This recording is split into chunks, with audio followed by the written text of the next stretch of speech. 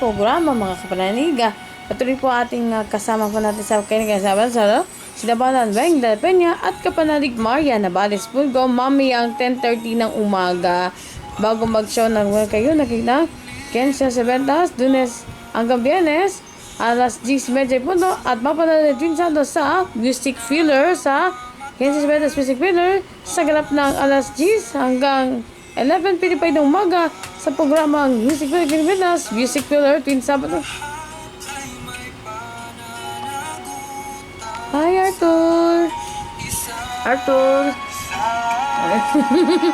Para si Jan Lloyd. Arthur oh. Para si Jan Lloyd oh. Para ka naman si Arthur oh. Arthur oh. Pagko ni Jan Lloyd.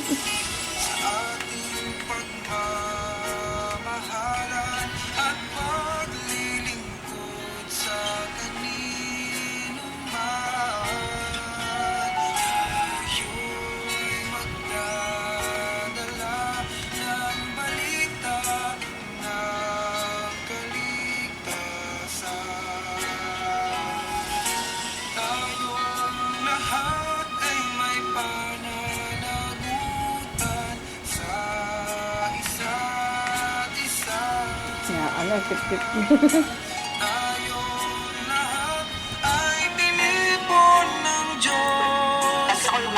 Mga kapanalig. Patuloy po ingasan na dating typhoon MIC naman Bagyo Fabian nagbabadya sa Batanes Northern extreme level sa patuloy dyan ang dapat sa silangan ng Eastern Zone. Inasan kanila sa Bagyo Fabian palapas sa Philippine area of Monday sa Biyernes, July 6 ng umaga ng alas 4. Mga kapanalig, biglang kumuha sa pangulan sa Metro Manila kung suspended daw ka ayon sa announcement ng DepEd mga kapanalig. Agkat naman si Oro napalit si Oro mismo sa sa malalim mo kaya si Gani Oro. Napalit si Gani Oro sa Dorito naman episode sa malalim mo kaya napalit si Richard Yap sa MMK Gani Oro sa tutorial si Gani Oro sa malalim mo kaya at napalit walang ipaglaban noong unang araw ng Sabado Day 7. Bigay din natin ang NCAA Season 9 sa Sabado alas 10 ng hapon. Pagkatapos lang ipaglaban mo. Uy, after that after this program, ipaglaban mo. Wait lang. Kaso ay ang dating daan versus Iglesia.